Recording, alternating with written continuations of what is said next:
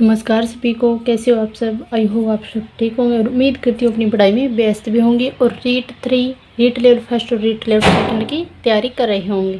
तो आज का टॉपिक रहेगा हमारा कि भाषा शिक्षण उपागम, यानी कि भाषा शिक्षण उपागम से संबंधित प्रीवियस ईयर क्वेश्चन हैं वो हम आज करेंगे। तो आज का हमारा पहला क्वेश्चन कौन सा रहेगा कि संरचनात्मक उपागम का अन्य नाम है। क्या रहेगा? संरचनात्मक उपागम है, उसका अन्य नाम क्या है? तो उसका अन्य नाम है वाक्य गठन उपागम। कौन सा है? वाक्य गठन उपागम, यानी 3 नंबर ऑप्शन क्या रहेगा इसका सही। फिर नेक्स्ट क्वेश्चन है कि ब्लूम उपागम के अनुसार शिक्षा की त्रिपदी प्रक्रिया में सम्मिलित पद है, तो वो कौन सा रहेगा? व्यवहार परिवर्तन। 4 नंबर रहेगा इसका सही ऑप्शन। फिर नेक्स्ट क्वेश्चन है कि सूक्ष्म शिक्षण उपागम का उद्देश्य एवं लक्ष्य होता है विद्यार्थी के व्यवहार में परिवर्तन करना, शिक्षण प्रशिक्षणार्थियों के व्यवहार में परिवर्तन करना। तो इसका सही ऑप्शन कौन सा रहेगा? संस्था प्रधान के व्यवहार में परिवर्तन करना। विकल्प 1 और ये दोनों है, तो इसका सही ऑप्शन कौन सा रहेगा? 2 नंबर। कौन सा रहेगा? 2 नंबर। इसे कौन सा प्रवेशित अध्ययन उपागम का सोपान नहीं है, तो वो कौन सा रहेगा? हमारा कलात्मक प्रयोजन, यानी कि कलात्मक प्रयोजन है वो क्या कि प्रवेशित अध्ययन, मतलब प्रवेशित अध्ययन उपागम है, उसका सोपान नहीं है। ये क्या कि रीट लेवल फर्स्ट 23 जुलाई 2022 को आया हुआ क्वेश्चन है। फिर नेक्स्ट क्वेश्चन की देखो और लिखो शिक्षण विधि प्रयुक्त करते हैं मौखिक रचना, निबंध रचना, शुद्ध अभिव्यक्ति और उपयुक्त में से सभी। तो देखो और लिखो, यानी कि देख कर अनुकरण के माध्यम से लिखो, यानी कि कुछ क्या है कि हम बुक से निबंध लिखते हैं, निबंध लिखना, कविता लिखना, ये सब चीज़ क्या है कि देखो और लिखो शिक्षण विधि प्रयुक्त करते हैं, तो उसमें हम करते हैं निबंध रचना के अंतर्गत। तो इसका सही ऑप्शन कौन सा रहेगा? 2 नंबर। फिर नेक्स्ट क्वेश्चन है कि संदर्भ में व्याकरण किस पर बल देता है। संदर्भ में व्याकरण किस पर बल देता है, तो वो रहेगा हमारा कि पाठ पढ़ाते समय प्रसंग वंश आने वाले व्याकरणिक बिंदुओं को स्पष्ट करने पर। कौन सा रहेगा सही ऑप्शन इसका? 4 नंबर। फिर नेक्स्ट है कि कविता शिक्षण किसमें शिक्षक द्वारा ऐसे प्रश्नोत्तरों पर बल देना चाहिए जिनके उत्तर भिन्न विभिन्न हो, यानी कि जिनके उत्तर कैसे हो? विभिन्न हो। फिर नेक्स्ट क्वेश्चन है कि कहानियों की विभिन्न शैलियों पर की गई चर्चा बच्चों को में मदद करती है। किस में मदद करती है? तो कहानियों की विभिन्न शैलियों पर। तो कहानियों की विभिन्न शैलियों पर मान चर्चा की गई बच्चों की मदद करती है, तो वो किस में करती है कि कहानियों की रचना पर। किस में करती है? कहानियों की रचना पर। तो इसका सही ऑप्शन कौन सा रहेगा? 2 नंबर। फिर नेक्स्ट क्वेश्चन है कि गद्य रचना को पद्य में रूपांतरित करना और पद्य को गद्य में रूपांतरित करना में मदद करता है, तो वो कौन सी होगी? भाषाई संरचनाओं पर अधिकार। कौन सा रहेगा ऑप्शन? 3 नंबर ऑप्शन रहेगा इसका सही ऑप्शन, यानी कि भाषाई संरचनाओं पर अधिकार।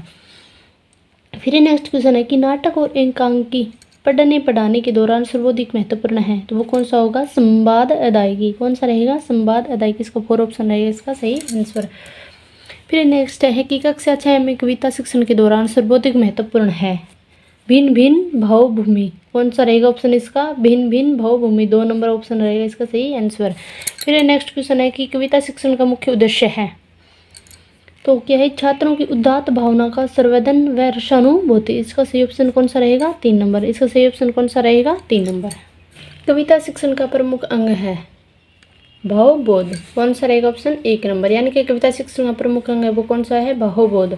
फिर नेक्स्ट क्वेश्चन है कि भाई कौन सा वाचन है जो गद्य में प्रयुक्त होता है परंतु पद्य में नहीं, तो वो कौन सा रहेगा? हमारा मौन वाचन। कौन सा रहेगा? मौन वाचन। फिर नेक्स्ट क्वेश्चन है कि कहानी शिक्षण का प्रमुख उद्देश्य है, तो वो कौन सा रहेगा? हमारा कल्पना शक्ति का विकास करना। क्या है? 3 नंबर ऑप्शन रहेगा इसका सही ऑप्शन, यानी कि कल्पना शक्ति का विकास करना।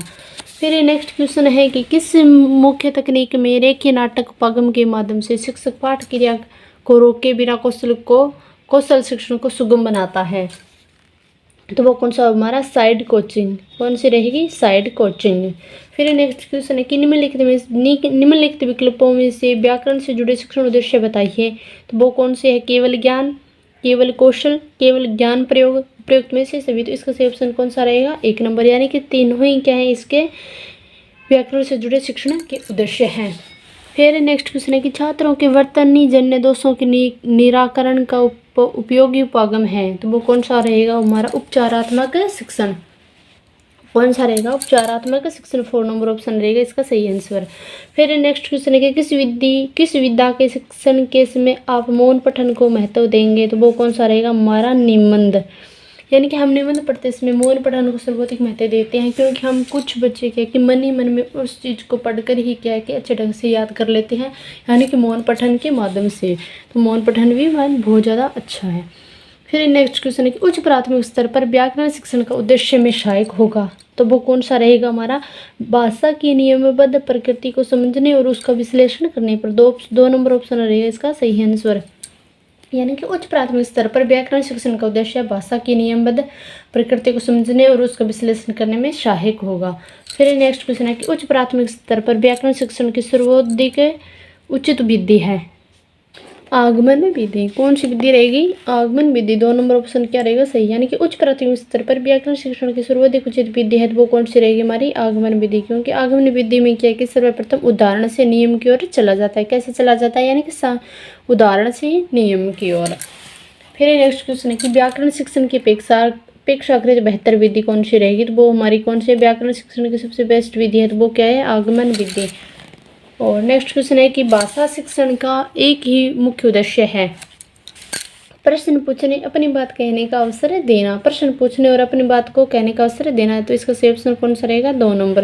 यानी कि हिंदी भाषा शिक्षण का मुख्य उद्देश्य है कि प्रश्न पूछने, अपनी बात कहने का सभी को क्या अवसर देना। फिर नेक्स्ट क्वेश्चन है कि उच्च प्राथमिक स्तर पर भाषा शिक्षण का मुख्य उद्देश्य है साहित्यिक विद्याओं से परिचय और व्याकरण के नियम सिखाना। साहित्यिक विद्याओं से परिचय और व्याकरण के नियम सिखाना। 2 नंबर ऑप्शन क्या रहेगा इसका सही आंसर? 2 नंबर ऑप्शन है इसका। फिर नेक्स्ट क्वेश्चन है कि उच्च प्राथमिक स्तर पर भाषा सीखने सिखाने का उद्देश्य है, तो विभिन्न स्थितियों में मुहावरेदार भाषा का प्रयोग करने की कुशलता का विकास। 3 नंबर ऑप्शन क्या रहेगा इसका राइट आंसर। फिर नेक्स्ट क्वेश्चन है कि उच्च प्राथमिक स्तर पर भाषा शिक्षण का उद्देश्य है भाषा की बारीकी और सौंदर्य बोध को समझने की क्षमता का विकास करना, तो इसका 4 नंबर रहेगा सही आंसर। निम्नलिखित में कौन सा द्वितीय भाषा शिक्षण का उद्देश्य नहीं है, तो वो रहेगा हिंदी के व्याकरणिक नियमों को कंठस्थ करना। क्या कौन सा रहेगा कि हिंदी के व्याकरण नियमों को कंठस्थ करना। 2 नंबर रहेगा इसका सही ऑप्शन। प्राथमिक स्तर पर बच्चों को भाषा सिखाने का सर्वोपरि उद्देश्य है, तो वो कौन सा होगा? अपनी बात को दूसरों के समक्ष अभिव्यक्त करने की कुशलता का विकास करना, तो इसका सही ऑप्शन कौन सा रहेगा? 3 नंबर। फिर नेक्स्ट क्वेश्चन है कि इनमें से कौन सा प्राथमिक स्तर पर हिंदी भाषा शिक्षण का उद्देश्य नहीं है, वो कौन सा रहेगा हमारा? कि सुनी गई बातों को ज्यों का त्यों दोहराना। सुनी गई बातों का ज्यों दोहराना, तो 3 नंबर ऑप्शन क्या रहेगा इसका सही आंसर। यानी कि सुनी गई बातों को ज्यों का त्यों दोहराना प्राथमिक स्तर पर हिंदी भाषा शिक्षण का उद्देश्य नहीं है। प्राथमिक स्तर पर हिंदी भाषा का शिक्षण का उद्देश्य नहीं है, क्योंकि जैसे हम बोलें तो उसी की भाषा में दोहराना। उच्च प्राथमिक स्तर पर भाषा शिक्षण का सर्वोपरि उद्देश्य है, वो कौन सा रहेगा? निजी अनुभवों के आधार पर भाषा का सृजनशील इस्तेमाल। कौन सा रहेगा? 2 नंबर ऑप्शन क्या रहेगा इसका सही आंसर। फिर नेक्स्ट है कि उच्च प्राथमिक स्तर पर भाषा शिक्षण का सर्वोपरि उद्देश्य है कि निजी अनुभवों के आधार पर भाषा का सृजनशील इस्तेमाल। फिर नेक्स्ट क्वेश्चन है कि उच्च प्राथमिक स्तर पर कौन सा भाषा शिक्षण का उद्देश्य नहीं है, तो वो कौन सा रहेगा हमारा? कि कठिन शब्दों के अर्थ पूछना। कौन सा रहेगा? कठिन शब्दों के अर्थ पूछना। फिर नेक्स्ट क्वेश्चन है कि स्वाभाविक अभिव्यक्ति, कल्पनाशीलता, कौशल और सोच को विकसित करना भाषा शिक्षण का एक महत्वपूर्ण उद्देश्य है, तो इसका सही ऑप्शन कौन सा रहेगा? 2 नंबर। यानी कि भाषा शिक्षण का क्या है? एक महत्वपूर्ण उद्देश्य है। फिर नेक्स्ट क्वेश्चन करते हैं कि प्रक्रिया उन्मुख नाटक पागम की किस तकनीक में प्रतिभागी विश्वसनीय और यथार्थवादी पात्रों का निर्माण करते हैं जिनका पात्र में निहित स्वार्थ होता है, वो कौन सा रहेगा? Role play. कौन सा रहेगा ऑप्शन? 3 नंबर ऑप्शन रहेगा इसका सही आंसर, यानी कि रोल प्ले। फिर नेक्स्ट क्वेश्चन है कि वह प्रक्रिया जो दर्शाती है कि संदेश को कैसे संप्रेषित करने की आवश्यकता है, तो इसका सही ऑप्शन कौन सा रहेगा? यानी कि भाषण एक वह प्रक्रिया है जो दर्शाती है कि संदेश को कैसे संप्रेषित करने की आवश्यकता है, तो 2 नंबर इसका सही ऑप्शन है रहेगा। इसमें अनुभव पर कल्पनात्मक परिवर्तन और विमर्श शामिल है, जिसमें छात्रों को अपने मन में विचारों को क्रियान्वित करने की क्षमता का विस्तार करने में मदद मिलती है, तो वो कौन सा रहेगा हमारा? नाटक। यानी कि 1 नंबर ऑप्शन क्या है इसका सही आंसर। फिर नेक्स्ट क्वेश्चन है कि व्याकरण शिक्षण की वह पद्धति अपेक्षाकृत अधिक उचित है जिसमें छात्र उदाहरण से नियम की ओर जाते हैं। तो व्याकरण शिक्षण की वह पद्धति अपेक्षापूर्ण अधिक उचित है जिसमें छात्र क्या है कि उदाहरण से नियम की ओर जाते हैं। तो वो हमारी विधि कौन सी है, वो हमारी होगी विधि आगमन विधि। कौन सी विधि है हमारी, आगमन विधि। आज का सेशन कैसा लगा, अच्छा लगा हो तो भी वीडियो ने ज़्यादा से ज़्यादा शेयर करियो और कमेंट बॉक्स में अपनी भी जो मेरे से कुछ गलतियां हो रही तो उन गलतियों को इग्नोर ना करके मुझे सुझाव दीजिए। और अगर आप चैनल पर नए हो तो चैनल ने जरूर सब्सक्राइब करियो। भाषा शिक्षण उपागम के जितने भी मोस्ट इंपॉर्टेंट क्वेश्चन थे वो मैंने आज इसी वीडियो में कंप्लीट कर लिए हैं। कल करेंगे नेक्स्ट टॉपिक। धन्यवाद सभी को। राधा स्वामी।